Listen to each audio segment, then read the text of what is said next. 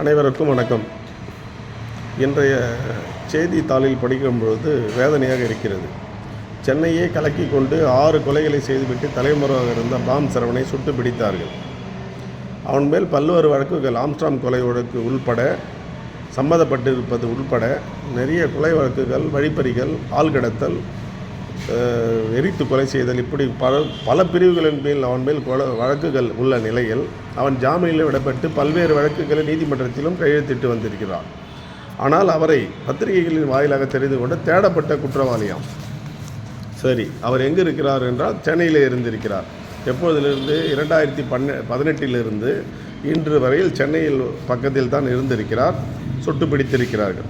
செய்தி மிகவும் ரசிக்கத்தக்கதாக இருக்கிறது.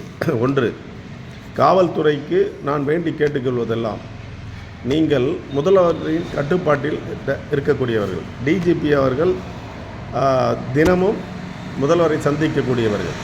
உளவுத்துறை என்பது உளவுத்துறை ஐஜி, உளவுத்துறை டிஜி, மாநில உளவுத்துறை, மத்திய உளவுத்துறை என்று பல்வேறு உளவுத்துறைகள் இருக்கும் பட்சத்தில் சரித்திர பதிவேடு குற்றவாளியான பாம் சரவணன் கையிலே எரிகுண்டை வீசி தப்பிக்க முயலும்போது போலீஸாரை தாக்கி செல்லும்போது துப்பாக்கியால் சுடப்பட்டார். அது யூசல், அதாவது நடைமுறை சாத்தியம்.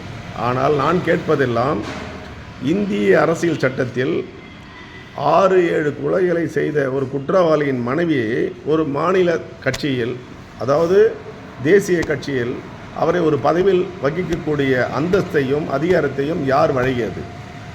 அரசியல் கட்சிகள் இந்த சரித்திர பதிவேடு குற்றவாளிகளின் மனைவிக்கும் அவருக்கும் அவருடைய வாரிசுகளுக்கும் மட்டும்தான் அனைத்து கட்சிகளும் பதவிகளை வழங்குமா?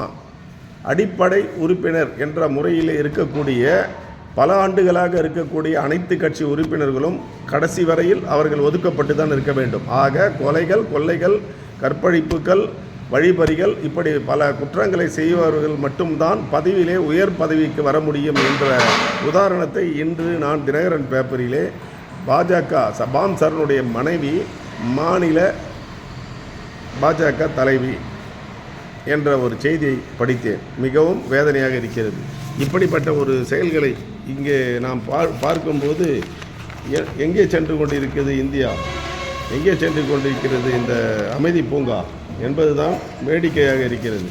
எனவே இது குறித்து ஆவண செய்து சரித்திர பதிவேடு குற்றவாளிகள் யாராக இருந்தாலும் சரி, அவர்கள் உறவினர்கள், அதாவது பாம் சரவணனின் மனைவி பாஜக மாநில நிர்வாகி என்ற தகவல் இன்றைய செய்தியில் 17/1/2025 வெள்ளிக்கிழமை செய்தியிலே கண்டு இதை நான் பதிவிடுகின்றேன்.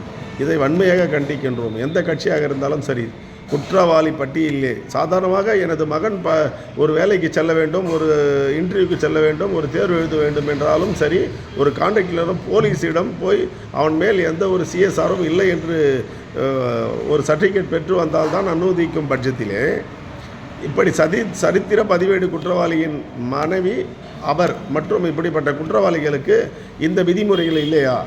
இதுதான் அரசியலா? வெட்கமாக இருக்கிறது தமிழகத்தை நினைத்தால். நன்றி.